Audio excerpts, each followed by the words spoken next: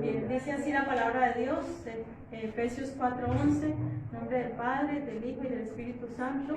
Dice, y Él mismo constituyó a unos apóstoles, a otros profetas, a otros evangelistas, a otros pastores y maestros. Amén. Hasta ahí nomás. Bien, hemos visto, hoy es el último, ¿sí? El último de los 5 ministerios. Dios les bendiga.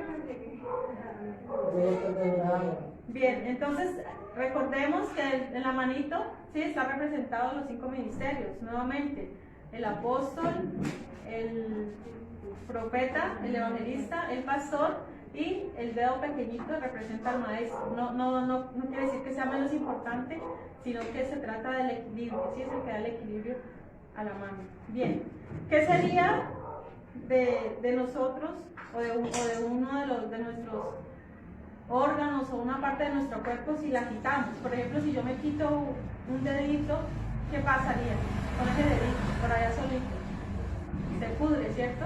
O sea, no queda, al estar lejos del cuerpo, ya no queda sirviendo para nada, ¿cierto? Es necesario, así de esa manera, que nosotros como cuerpo de Cristo que somos, estemos unidos, ¿sí? El cuerpo debe estar unido y no puedo decir, no le puedo decir al dedo, no te necesito, tú no eres útil, o a la uña, ¿cierto? No, todo en nuestro cuerpo es necesario, ¿sí? Asimismo, todos los ministerios son necesarios, son igualmente necesarios. Por eso el Señor los constituyó, ¿sí? Dice, ¿cuál es el propósito de los ministerios?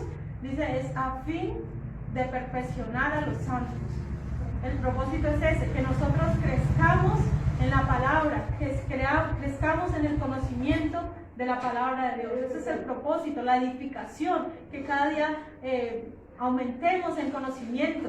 Dice la palabra de Dios en el libro de Hechos que los primeros creyentes en la iglesia primitiva crecían en número y en entendimiento. Entonces toda iglesia debe dar ese fruto, en número y en entendimiento, ¿sí? No solamente se trata de números, sino que aquellos que llegan a la congregación deben de crecer también en entendimiento, en sabiduría, en conocimiento, porque ese es el propósito de Dios, que no seamos ignorantes de la palabra, sino que seamos estudiantes, que seamos oidores, pero también hacedores, ¿no? Porque eso dice la palabra que nos manda, ¿no? No ser tan solamente oidores de la palabra de Dios. Cuando Jesús dio la gran comisión, no solo encargó predicar el evangelio, ¿cierto? Sino que Él dijo, por tanto, ir y hacer discípulos a todas las naciones. ¿Y cómo se hacen los discípulos? A través de la predicación, de la enseñanza de la palabra de Dios. Entonces vemos que es necesario a nosotros como discípulos del Señor que somos, debemos hacer a sí mismo otros discípulos, o sea que todos debemos aprender la palabra. Este deber de aprender la palabra no es solamente para uno, no solamente para que capaciten los de los 5 ministerios, no, es para toda la iglesia. Toda la iglesia debe crecer cada día en la palabra, en el conocimiento. ¿Por qué? Porque así dice la Biblia que el deseo del Señor es que no seamos niños fluctuantes, sino que crezcamos para vida eterna, para salvación. Gloria a Dios. Bien. Entonces, ¿qué es lo que enseña un maestro? ¿Sí? La sana doctrina. Yo creo que esa es la palabra clave. La sana doctrina, o sea, la verdad de Dios. Una parte importante que dice la Biblia que en la armadura que debemos ponernos, ¿cuál es?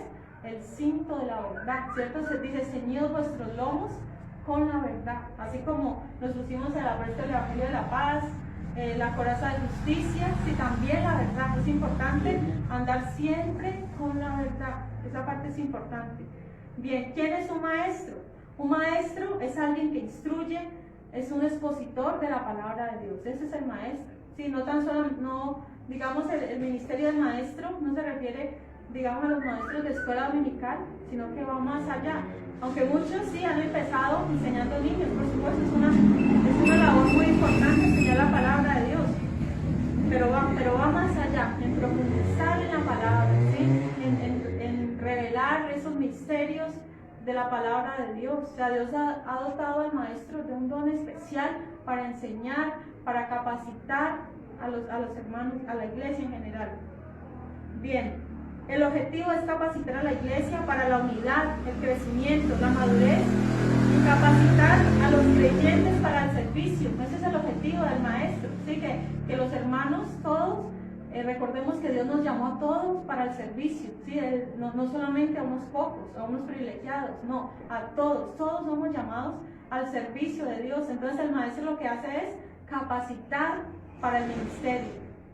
Bien, entonces vemos que en el Antiguo Testamento, en los israelitas, los judíos, y todavía, desde pequeñitos a ellos se les enseña la palabra de Dios. Sí, en Josué dice: nunca se apartará de tu boca este libro de la ley, sino que de día y de noche meditarás en él, para que guardes y hagas conforme a lo que en él está escrito, porque entonces harás prosperar tu camino y todo te saldrá bien. Entonces, mire que esta era la orden que Dios le dio a través de Moisés al pueblo, ¿cierto? A los padres, que cada día repitieran a los hijos, ¿sí? Que las escribieran en los postes, que en las puertas, en las paredes, en los cuadros, que en toda parte estuviera escrita la ley de Dios, los mandamientos, porque ellos aman, ¿sí? Eso al uno enseñar cada día la palabra, ellos aprenden a amar la palabra, a amar la ley de Dios. Eso es importante. Sino hoy en día pues es triste que muchos padres tienen en sus casas, los niños, ¿cierto? En sus afiches que los superhéroes, que de Batman, que Bob Esponja, o sea, todos estos demonios disfrazados, ¿sí? Porque es una realidad. Disney es una empresa al servicio de Satanás, al servicio de las tinieblas, y nosotros como cristianos muchas veces apoyamos esto en nuestros hijos, apoyamos que ellos amen esas cosas en lugar de regalarle camisetas con textos bíblicos, sí, regalarles la Biblia infantil, que ellos mismos hagan los versículos, se lo graben. Yo me recuerdo que yo a Cristian este texto, yo creo que usted lo sabe, yo cada día repítalo cada día, que es importante. ¿Por qué? Porque dice la Biblia: porque harás prosperar tu camino y todo te saldrá bien. Es importante que ellos tengan la palabra de Dios desde muy chiquitos en sus corazones, y nosotros como padres somos los encargados de eso, que la palabra de Dios perpetúe por siempre en nuestra generación, en nuestra familia, porque hoy en día hay tanta ignorancia de la palabra de Dios, y los jóvenes hoy en día crecen sin el conocimiento de la palabra, sin el temor de la palabra de Dios. Bien, entonces vemos que el maestro, vimos que el miércoles pasado, que muchos de los pastores son pastores y maestros, ¿sí? Porque ellos están dotados especialmente para enseñar, pero no todos los pastores son maestros. Y hay maestros que pueden ejercer su ministerio, su oficio de maestros, sin ser pastores, aunque muchos dicen: no, pero tarde o temprano como que los maestros van a ejercer el pastorado también, porque son dos ministerios que van muy juntos. Sin embargo, pueden ejercerse separadamente. Sin embargo, el pastor tiene una unción especial para enseñar a los hermanos, que es algo importantísimo. Bien, características y requisitos de los maestros. Lo primero, al igual que todos los ministerios, es ser llamado por Dios. Es lo primero.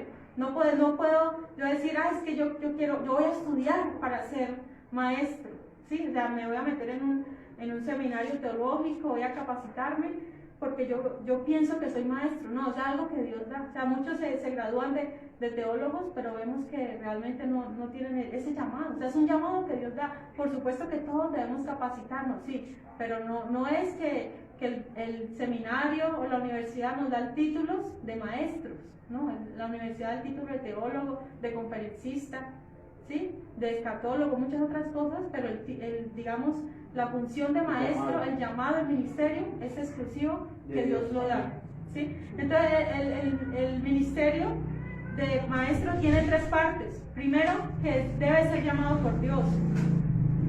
Segundo, debe tener conocimiento. Es algo que se aprende en la iglesia. O sea, el conocimiento del maestro, ¿dónde empieza? En la iglesia, cuando uno va en el discipulado. Es como lo más mínimo.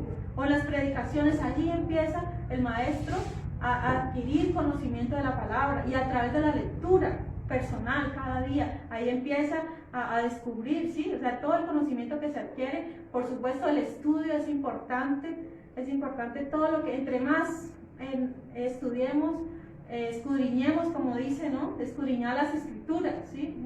Es un mandato que en la palabra de Dios está: escudriñar las escrituras, amar las escrituras, ¿sí? Dice: porque a vosotros parece que en ellas tenéis la vida eterna y ellas son las que dan testimonio de mí, o sea, del Señor Jesucristo. Y la tercera parte, ¿cuál es? La revelación. Qué lindo cuando un maestro recibe la revelación de Dios de una palabra. Es algo hermoso, o sea, experimentar eso, que aparte de que yo estoy estudiando, estoy investigando, me estoy capacitando, veo que algo que de pronto no aprendí en ningún lado, recibo esto es lo que quiere decir, esto es lo que Dios me está revelando de este texto, es algo maravilloso. Cualquiera de nosotros lo puede experimentar. ¿Qué es lo que hay que hacer?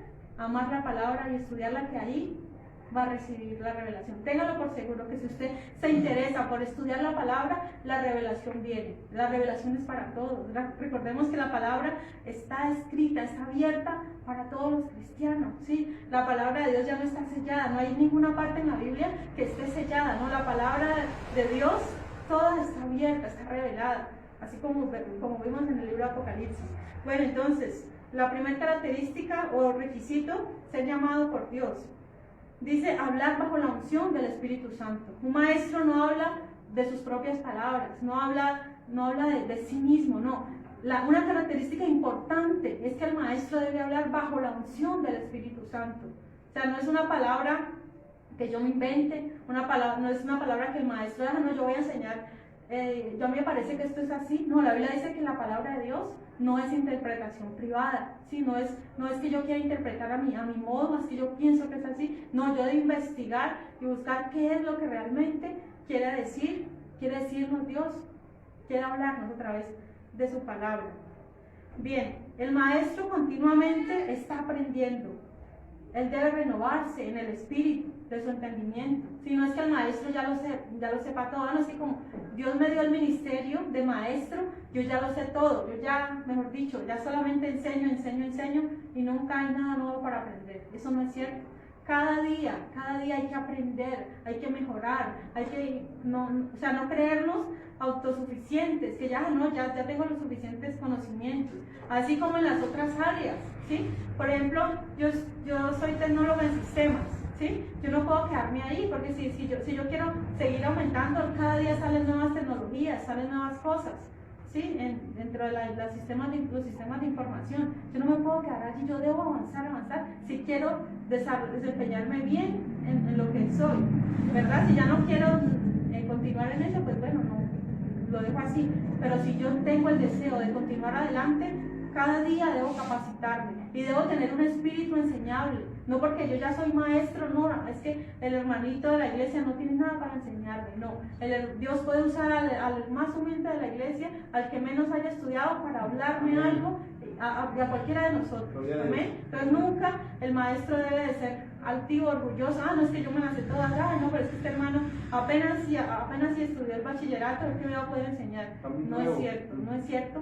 Dios utiliza, dice la Biblia que Dios utiliza lo vil y menospreciado para avergonzar a los sabios. Amén. Entonces, siempre el maestro debe saber, debe tener esa humildad de aprender. Bien, el maestro debe tener espíritu amable. Veamos esto ahí en 2 Timoteo 2:24. 2 Timoteo 2:24, se los leo. Dice así: porque el siervo del Señor no debe ser contencioso, sino amable para con todos, apto para enseñar, sufrido, que con mansedumbre corrija a los que se oponen, por si quizás Dios les conceda que se arrepientan para conocer la verdad y escapen del lazo del diablo en que están cautivos a voluntad de él. Ahí vemos que el maestro no tiene que ser contencioso, o sea, no creerse, no, es así y estar cerrado, no, él debe presentar defensa con mansedumbre, sí, ahí está diciendo, corregir con amor, con mansedumbre. No tiene que ser una persona peleonera, porque yo creo que ustedes han visto muchos hermanos que son peleoneros para hablar algo, y hablan así feo, no, eso no es así, y no permiten tener un diálogo, sino que simplemente están cerrados en algo, y es difícil, de verdad. Es difícil a veces nosotros tratar de ganarnos a alguien para Cristo con esa actitud, sino que nosotros siempre debemos de ser amables. Dice que con mansedumbre corrija a los que se oponen, porque siempre vamos a encontrar opositores a la palabra de Dios. ¿cierto? Pero dice, por si quizás Dios les conceda que se arrepientan. Entonces mire que no es algo mío, ¿cierto? El que otra persona se arrepienta no depende de mí. ¿De quién depende? De Dios. Es el Espíritu Santo el que convence a la persona. Yo lo que sí debo hacer es disponerme para ¿qué? Para hablar ese mensaje, y Dios es el que hace la obra. Dios es el que permite que esa persona llegue al conocimiento de la verdad. Amén, gloria a Dios. Bien, dice, no pueden tener un espíritu de contienda, y ellos también deben hablar con autoridad. Si un maestro de la palabra de Dios debe hablar así como Jesús, dice la Biblia, Jesús ha hablado como quien tiene autoridad y no como los escribas y fariseos. Asimismo, el maestro que es llamado por Dios debe hablar con autoridad. Un requisito importante, debe tener conocimiento de la palabra de Dios, ¿sí? Para poder hablar, para poder enseñar, porque ¿qué tal un maestro que no sepa mucho? Ay, hermano, a ver, ¿y usted qué opina de la batalla de Gog y Magog? Un maestro de la palabra. Uy, ¿cómo así? ¿Qué es eso? ¿Eso con qué se come? No, el maestro debe saber la palabra, que si yo le hablo, a ver, hermano, ¿usted qué opina acerca del sexto sello del Apocalipsis? Ay, a ver. Ya está cumpliendo. Sí, ese fue el que ya vimos que ya se abrió, ¿cierto? Y no tiene conocimiento. Entonces, mire, un maestro debe de tener conocimiento de la palabra de Dios. ¿Y cómo se logra el conocimiento? A través del estudio, o sea, cada día, amando la palabra. Sí, amando la palabra simplemente. Y preocupándonos realmente por crecer en el conocimiento de la palabra. Dice, el maestro debe vivir una vida ejemplar y practicar lo que enseña, ¿sí? Mateo 23, 1, 3. Mire, porque había muchos maestros que se creían doctores de la ley. Bueno, eso es lo que significa maestro, ¿no? Maestro, rabino, rabí. Sí, doctores de la ley, los conocedores de la palabra. Mateo 23, 1 al 3. Entonces habló Jesús a la gente y a sus discípulos diciendo, en la cátedra de Moisés se sientan los escribas y los fariseos. Así que todo lo que os digan que guardéis, guardadlo y hacedlo, mas no hagáis conforme a sus obras, porque dicen y no hacen. Porque dicen y no hacen. O sea, mire, estos fariseos eran especiales, ellos sabían la palabra, ellos la practicaban, ellos la enseñaban. O sea, un maestro puede enseñar, pero de ahí, como dicen, del dicho al hecho, hay mucho trecho. O sea, para cumplir la palabra, ya requiere de más compromiso. Pero según la palabra de Dios, el maestro debe no solamente conocer la palabra, sino debe vivirla. Sí, porque una manera de yo enseñar es a través de mi ejemplo. ¿Cierto que sí? Amén. Porque yo no puedo decirle, ay, hermanitas, no vengan en minifalda a la iglesia, y soy la primera que me pongo una minifalda. Entonces, ¿cómo se ve eso? Esto se ve como raro, ¿cierto? Bueno, se puede aprender a través de un contraejemplo, pero pues ahí lo que Jesús les dijo, bueno, si les enseñan a guardar algo, guárdenlo, háganlo, pero no imiten sus obras, porque ellos nomás dicen, pero no hacen. ¿Sí? Entonces, mire que el maestro de verdad de la palabra de Dios vive lo que dice, vive lo que ahí está lo difícil. Ahí está lo difícil, porque yo puedo sacar una enseñanza muy linda, pero realmente Dios es el que conoce mi corazón. Mi corazón puede estar lejos. Yo puedo decir, mire hermanos, la adoración verdadera es esta, y en mi corazón puedo ni siquiera estar adorando a Dios de corazón, sino solamente de labios para afuera. Entonces, ese es un error que muchos maestros pueden caer. Bien, otro de los requisitos, el maestro debe amar la verdad. Sí, debe tener un compromiso con enseñar la verdad, porque dice la Biblia que hoy en día han salido muchos falsos maestros, y hay mucha gente que se amontona, tienen comezón de oír para escuchar, ¿cierto? Pero ¿qué? Escuchan falsas, dice fábulas, doctrinas de hombres, mandamientos de hombres, cosas que no van de acuerdo a la palabra de Dios.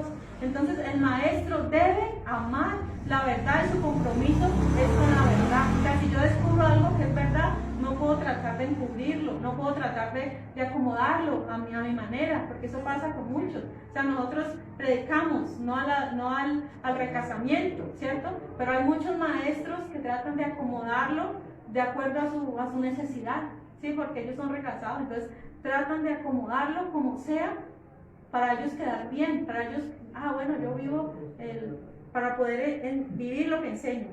pero no debe ser así. El verdadero maestro debe tener un compromiso real con la verdad.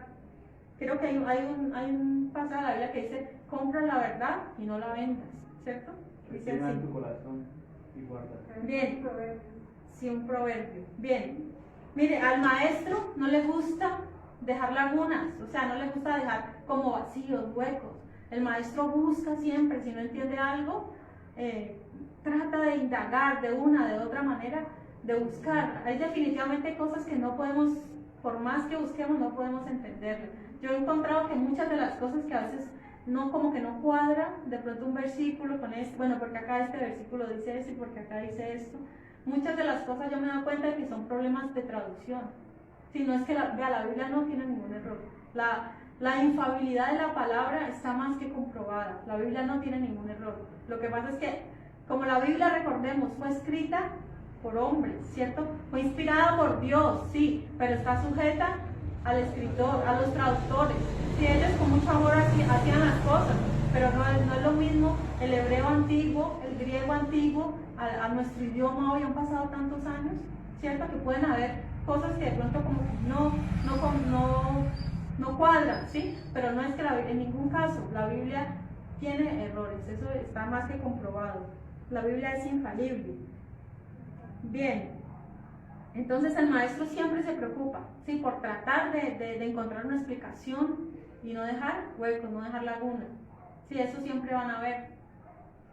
Bien, algo también importante del maestro es que busca la precisión, busca decir, a ver, ¿qué cita bíblica es? ¿Sí, ¿cierto?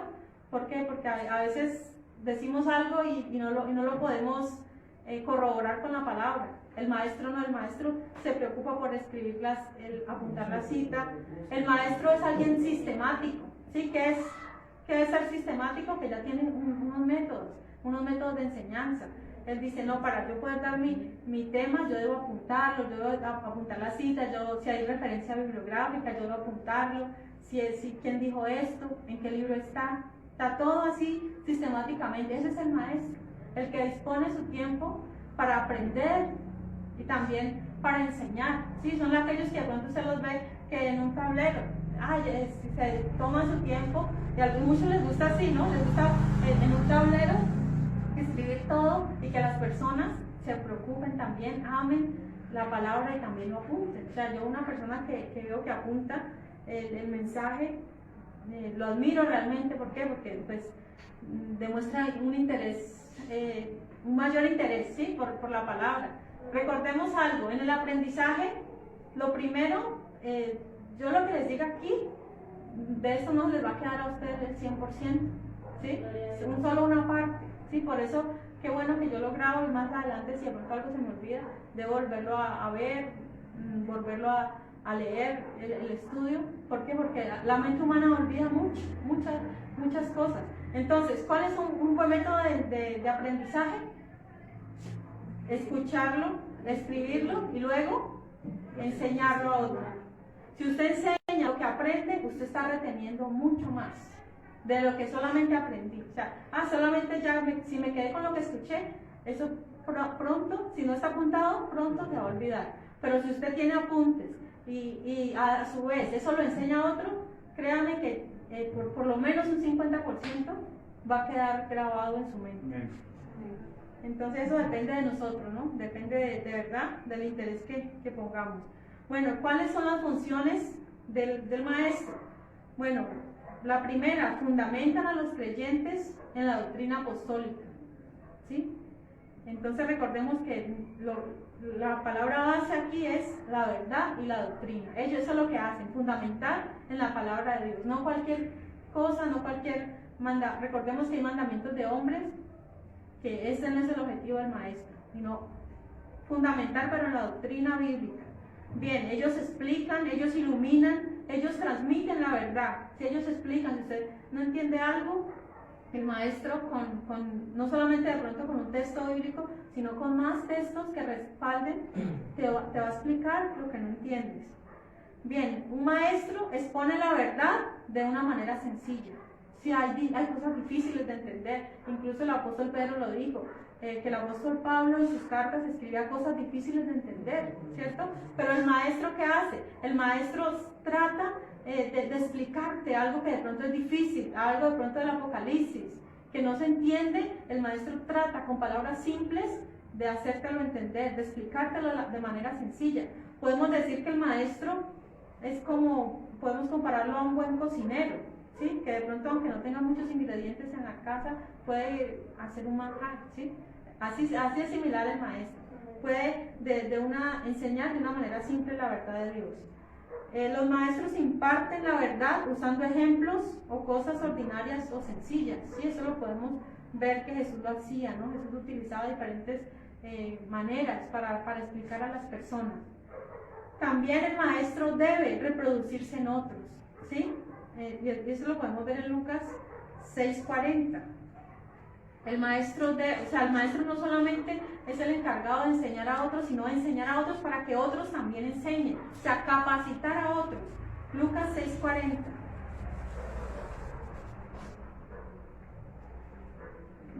El discípulo no es superior a su maestro, mas todo el que fuere perfeccionado será como su maestro. Amén. Entonces, ¿sí ve? ¿Sí ve que el maestro también se encarga de hacer a otros maestros? Mire, cuando un evangelista habla, por ejemplo, llega un evangelista a la iglesia, si hay alguno que Dios le haya que tiene ese llamado y todavía no lo sabe, el evangelista inmediatamente es como si activara ese don. Lo mismo el maestro, pasa con cada uno de los ministerios, ¿sí? Si yo soy maestro y aquí hay personas que Dios les ha dado ese llamado, pero aún no es el tiempo, pues, esa persona va a sentir de parte de Dios que yo tengo ese llamado, ¿sí? ¿Por qué? Porque se está reproduciendo en otros. Bien, el maestro encuentra un balance entre lo teórico y lo práctico, o sea que él busca no solamente enseñar algo teóricamente, sino que busca llevarlo a la práctica, ¿sí? Es aprender a través del ejemplo. O sea, por ejemplo, hay muchos métodos evangelísticos, ¿sí? Que yo de pronto les podría enseñar. Uno de ellos, las 4 leyes espirituales; otro de ellos, el evangelismo explosivo, ¿sí? Pero yo no solamente debo quedarme con esa enseñanza, sino que yo debo sacarlos un día, vamos a practicarlo, ¿sí? Ustedes me van a ver cómo yo a una persona, porque uno de los objetivos del evangelismo así individual es que la persona no salirse del tema, ¿sí? Que la persona no se empiece a hacer preguntas que no vayan. ¿Por qué? Porque te desvían y al final usted no cumplió su propósito de que puede dar el mensaje, ¿sí? Entonces ahí la persona que evangeliza debe enseñar eso a la otra persona, ¿sí? Lo que yo aprendí debo darlo a otro. O sea, lo que aprendemos acá hay que llevarlo a la práctica. Entonces eso es lo que hace un maestro. No solamente enseña, sino que lleva la práctica también. Bien, entonces los maestros son apologistas. ¿Y qué es un apologista? Es alguien que defiende la fe. Entonces, mire, si usted de pronto que no sabe cómo hacer, porque hay muchos que vienen sectas diabólicas que quieren decir, no, es que esto no es así, no, es que la Virgen María, no, es que esto y lo otro. ¿Quién es el más indicado para hablarle, para contrarrestar eso? El maestro, ¿sí? El maestro, ¿cómo defiende? No con su palabrería, no, el maestro defiende conforme a la palabra.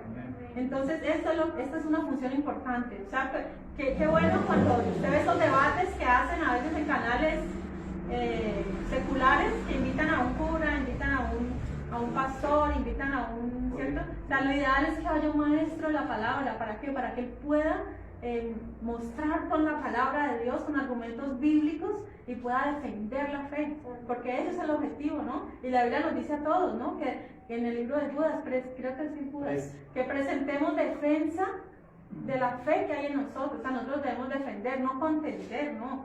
O sea, sí, bueno, contender, pero no se refiere a peleas, ¿no? Aquí está.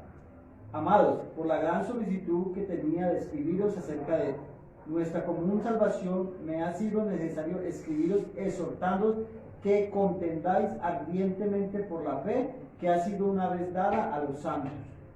Bien, entonces se refiere a presentar defensa, ¿sí? Presentar una defensa, no es pelea, ¿no? Entonces, no como Pedro, que Pedro llegó y le arrancó de una de las orejas, ¿cierto? O sea, no es esa contención, sino bíblicamente, ¿sí? Bíblicamente defender nuestra fe, defender, hablar bien de Dios. ¿Cómo quiere el Señor que hablemos de Él? Debemos recordar algo importante, que la verdad liberta. El conocimiento es un arma de guerra. Mire, muchas personas han sido libres solamente con conocer la verdad. La Biblia dice: conoceréis la verdad y la verdad os hará libre, ¿cierto? Muchas personas dicen: pero yo cómo hago para salir de esto, cómo hago. Pero mire, sí, la palabra de Dios, la verdad, tiene el poder de desarticular las obras del maligno. Sí, la palabra en sí liberta, trae libertad. Entonces, lo único que muchas veces necesitamos es: Dios mío, háblame en esta palabra. Escuchar muchas veces un mensaje de acuerdo a nuestra necesidad, y Dios nos hace libres a través de su palabra. Entonces, la verdad es un arma poderosa de guerra, ¿sí? Por algo está dentro de la armadura del cristiano, esa armadura espiritual. Entonces, recordemos esto: la verdad liberta, ¿sí? Cuando muchas veces de pronto en una religión falsa, en costumbres, en cosas malas, nosotros le hablamos con la palabra, le decimos por qué, bíblicamente el por qué, esa persona inmediatamente puede estar recibiendo liberación. Recordemos que también la alabanza, ¿no? La alabanza dice que también trae libertad. O sea, tenemos bastantes guerras, tenemos bastantes armas de guerra, ¿cierto? Tenemos la oración, tenemos el ayuno, tenemos la alabanza, tenemos la palabra, tenemos el evangelismo. Hay muchas, tenemos de verdad muchas herramientas contra el enemigo. Bien. Bueno, Jesús, hablemos de Jesús como maestro, ¿sí? Recordemos que Jesús mismo es la palabra, Jesús es la palabra encarnada, ¿no? Dice en Juan 1:1: en el principio era el verbo con Dios, y el verbo era Dios. O sea, Jesús es la palabra encarnada. Bien, veamos ahí en Juan 13:13. Mire, a Jesús le hacían preguntas difíciles. A Jesús querían venir y digamos así, tentarlo con preguntas difíciles de pronto. Por ejemplo, una de ellas: vosotros me llamáis maestro y señor, y decís bien porque lo sois. Amén. Entonces ahí Jesús está diciendo: ustedes me llaman maestro y señor, y lo hacen bien. ¿Por qué? Porque lo soy. Ahí nos está declarando que Él es maestro, el maestro de maestros. Él es el gran, a Él le decían rabí, ¿cierto? ¿Quién era el rabí? Aquellos doctores que estudiaban. ¿Y cómo Jesús empieza su ministerio? Recordemos que a los 12 años, ¿cierto? Dice la Biblia que Él se perdió una vez.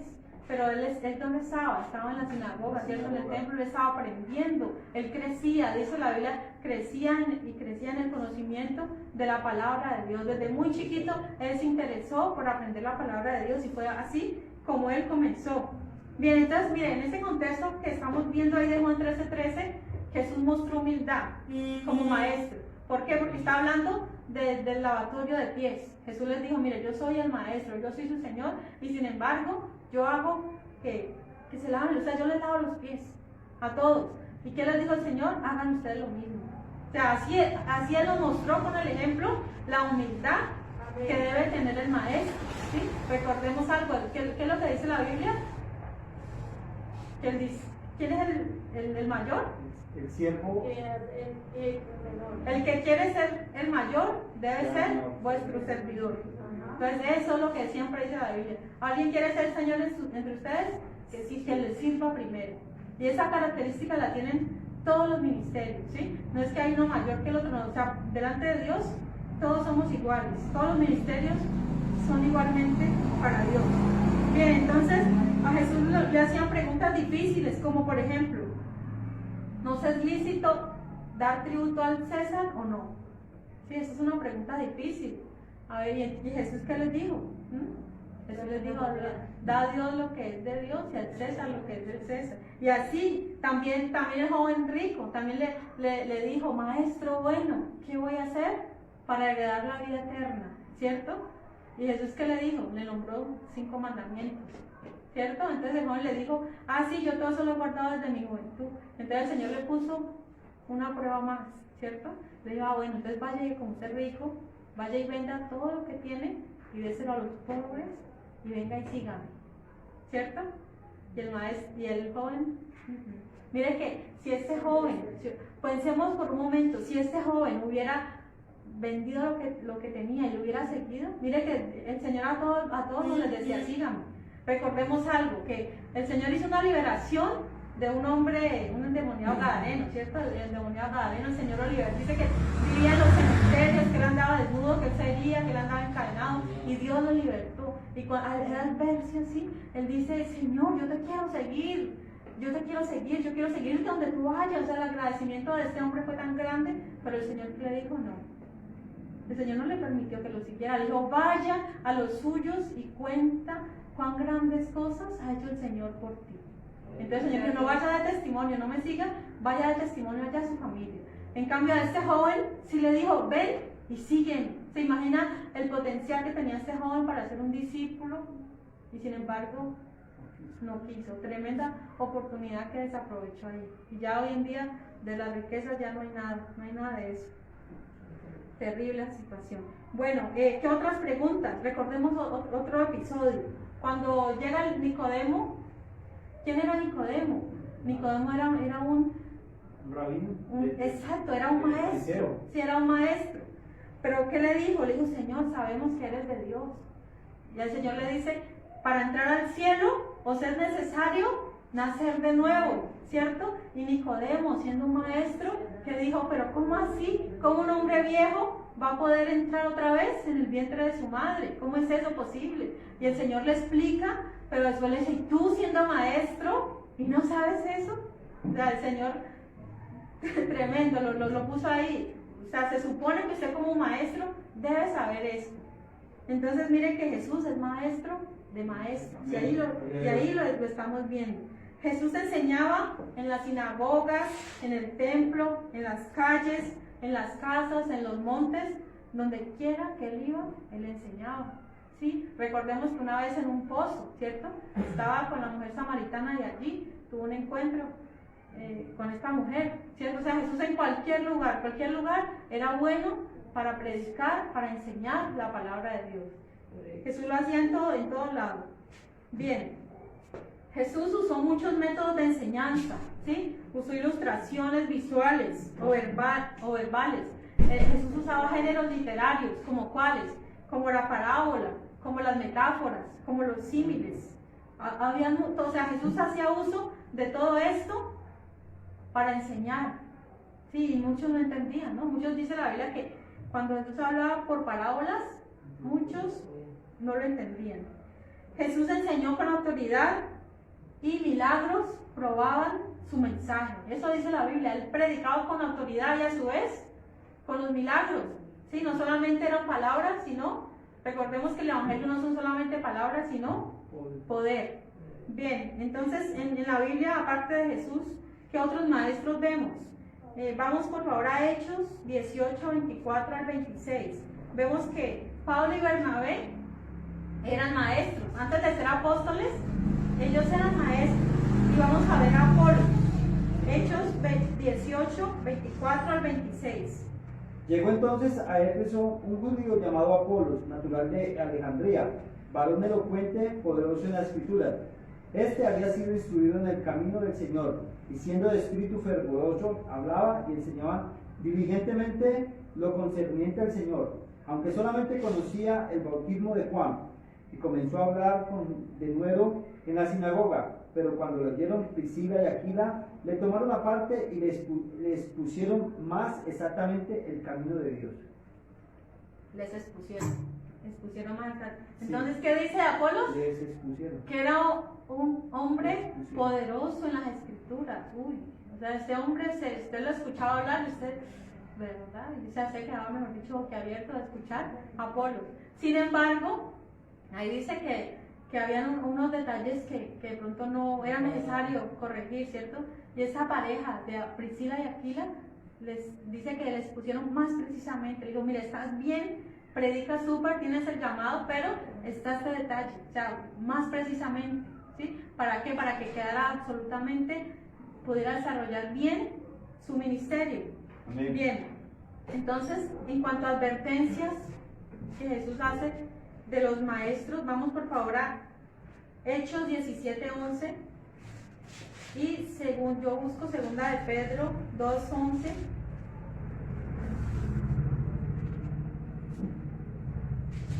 Hechos 17:11, ¿lo tienes? Y estos,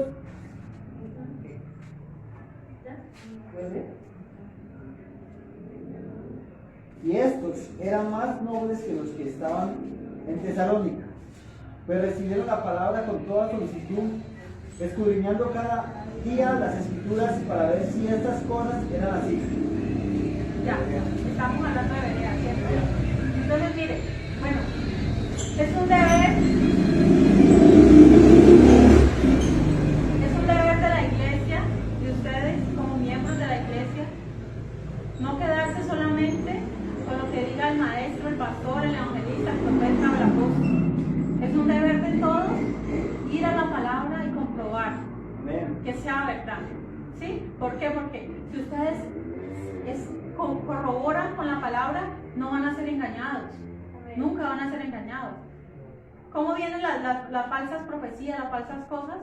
Porque los hermanos no se toman la molestia de ir y escudriñar la palabra. Por ejemplo, hay pastores que hace un tiempo atrás, ¿cierto? En Barranquilla sufrimos mucho, que nos dijeron, que les dijo, bueno, el Señor va a venir tal fecha, vendan todo y me lo traen. ¿Sí? Entonces, ¿qué pasó con la gente? La gente, por ignorancia, por no ir a escudriñar la palabra, exacto, les pegó la tumbada del siglo. Entonces uno dice, uy, Dios mío. O sea, eso es terrible. Es culpa del Señor, sí, y también de las personas que se dejaron. O sea, pero es que, perdónenme. De las ovejas no. Perdónenme, pero Jesús es pastor de ovejas y no de burros. ¿Sí? Los burros son los que creen todo lo que les dicen y no comprueban con la palabra. No así los de Berea. Los de Berea iban y decían, por ejemplo, ahí en qué parte. Mira qué controversia, que los de esa iglesia allá en Barranquilla llamaban Berea, la iglesia Se Berea. llamaban Berea, o sea, pero no escudriñaban como los originales. ¿Por qué? Porque la Biblia dice, nadie sabe del día ni la hora, Amén. nadie sabe, ni los ángeles. ¿Sí? Entonces, hay que escudriñar la palabra de Dios para no caer en estos errores. ¿Sí? Entonces, ustedes siempre, que de esto para que Dios de esto y Dios te va a dar más. O sea, no, lo único que dice la Biblia que es el diezmo, la ofrenda. ¿Sí? La Biblia no está que siempre esto por acá. O sea, hace una referencia. El tema usted más le da al Señor. Si me está hablando que el 10%, ¿cómo es que si usted entre más le va a dar? Y hay personas Es que codicia. hay personas que se han quedado en la ruina total porque hay algunos que han utilizado la metodología y que siempre su deuda. Exacto. Mire que eso no está en la Biblia. O sea, eso es algo ya diabólico. Y la hay que hacer en su deuda. O sea, que siembra lo que debe más lo que está debiendo. O sea, que le juntan dos deudas. Exacto. Y mire que eso parecen los estafadores que se aprovechan de la necesidad de la gente, ¿no? Mire que cuando una persona busca trabajo, está buscando trabajo, ahí le caen los estafadores, ¿cierto? Le caen encima, mejor dicho, como ven la necesidad que hay de buscar un trabajo, más le caen para, por ejemplo, para cobrarles en capacitación, o sea, cosas que no son. Así mismo, la Biblia lo que dice es, cada uno dé como propuso en su corazón, ¿cierto? No con tristeza ni por necesidad. O sea, yo no puedo tratar. Ni codicia. Exacto, porque hay muchos maestros que hoy en día se levantan maestros conforme a y habla mucho de eso, precisamente habla de la prosperidad, que ellos lo que buscan son ganancias deshonestas. O sea, claro, o sea, usted debe dar como usted quiera, como usted lo propuso, o sea, no puedo tratar de meterte, la palabra de Dios dice esto, exacto. No, o sea, cada uno, lo que usted quiera dar, lo que usted sienta de parte de Dios y que lo dé con amor, con alegría, ¿cierto? No por manipulación, porque eso es lo que pasa. ¿Alguien tiene segunda de Pedro 2:1? Que nos dice, o sea, hay una advertencia contra el que quiere ser maestro, ¿no? Hay una advertencia. ¿Quieres ser maestro? Mire lo que te dice. 2:1. En el pasado hubo falsos profetas entre el pueblo de Dios, así como también los habrá entre ustedes. Si ustedes se den cuenta, ellos les darán falsas enseñanzas que los llevarán a ustedes a la condenación. Se atreverán incluso a negar al mismo Señor, que fue quien pagó el precio por su libertad. Con el acento de ellos mismos atraerán su rabia, destrucción, su propia destrucción. Entonces, ¿qué dice? Que habrá, que así como hubo falsos profetas, entre el pueblo también habrá falsos maestros que introducirán herejías destructoras, o sea, cosas que no traen nada bueno, sino lo que traen es destrucción. Santiago 3.1. Santiago 3.1 dice así: hermanos míos, no os hagáis maestros muchos de vosotros, sabiendo que recibiremos mayor condenación. Entonces, ojo, me hace una advertencia seria al que quiere ser maestro, ¿sí? ¿Por qué? Porque el maestro tiene una responsabilidad mayor de enseñar la verdad, ¿sí? Mire que el maestro debe tener ese compromiso de hablar la verdad, y muchas veces es tanto el compromiso que tiene el maestro con hablar la verdad, que si él no está seguro o no vive algo, él mejor evita hablar de ese tema. Sí, eso ha pasado. Les pongo un ejemplo. Por ejemplo, yo voy a hablar del tema de las lenguas. Pero yo todavía no hablo en lengua, entonces ¿cómo hago yo para hablar de este tema? Sí, o sea, es algo así, aunque obviamente un maestro que así no hable lenguas puede hablar en lenguas. ¿Por qué? Porque no todos, dice, hablan todos lenguas, hacen todos milagros. No, ¿cierto? Son todos maestros. Dice el apóstol Pablo. O sea, no es un requisito, pero está el compromiso del maestro que él trata de hablar lo que ha vivido, las experiencias propias. Eso es lo que pasa. Entonces ahí dice: hermanos míos, no os hagáis maestros muchos de vosotros, sabiendo que recibiremos mayor condenación. Entonces, si alguno quiere ser maestro, viva la palabra, ¿sí? Y tiene un compromiso mayor con la verdad. ¿Quiénes? Los maestros, los que enseñan. ¿Por qué? Porque ellos, si saben que algo está mal y no lo corrigen, tremendo, ¿no? Porque ese es el maestro, el ministerio del maestro enseña la palabra de Dios. ¿Para qué? Para corregir, y trae, o sea, la bendición que trae es grande. Veamos ahí Eclesiastés 12, el último Eclesiastés, el último capítulo 12.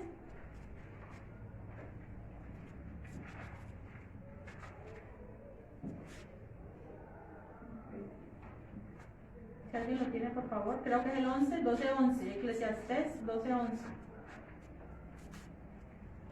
que dice que las palabras las palabras de los sabios son como aguijones, y como clavos hinchados son los de los maestros de las congregaciones dadas por un pastor. Bien, entonces está hablando que como aguijones, o sea, la palabra que habla el maestro cuando recibe la revelación de parte de Dios es para ser cumplida, es para ser obedecida, ¿sí? Entonces recordemos eso, no solamente seamos oidores de la palabra de Dios, sino hacedores de la palabra. Bien, entonces, para terminar ya la conclusión de este mensaje, dice: el maestro es el encargado de mantener el equilibrio en la iglesia. Sí, el maestro es el que se encarga de que todo esté bien balanceado, dar una dieta balanceada a los hermanos. ¿Cómo así?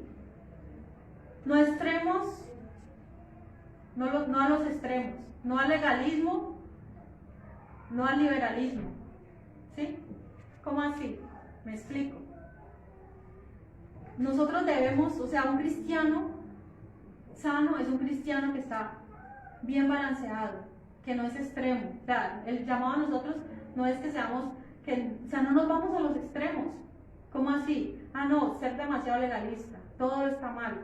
Yo todo lo veo malo, hermano, vea ese cuadro está mal, ese cuadro, o sea, a todo, hay personas que a todo le sacan. Recuerdo que una vez nosotros dimos, hace tiempo, no aquí, en otro lugar, dimos unos separadores de la Biblia, ¿sí? Y nosotros mismos dibujamos con los niños nos ayudaron a dibujar las cosas. Una hermana le vio algo, y es que hermano, ¿qué es esto?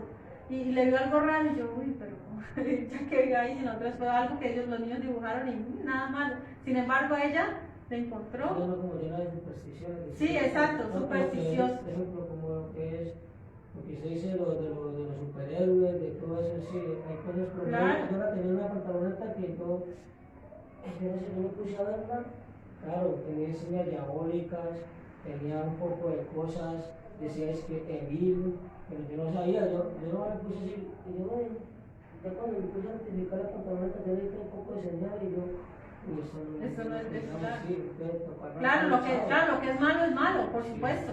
Lo que es diabólico y hay que sacarlo de la casa inmediatamente, porque la Biblia dice que no tenemos que tener el anatema, o sea, lo maldito en nuestra casa. Si algo ha sido sacrificado a los ídolos, hay que sacarlo, hay que quemarlo. Yo una vez con mi hijo hicimos una quemazón, sí, de una comida, o sea, todo lo que era de Disney, lo sacamos. La camisa que trae niño trae como el hombre araña, trae un poco de cosas, ya eso por lo menos no Ya es lo como muy sabemos. bueno, hay que hacer un lado.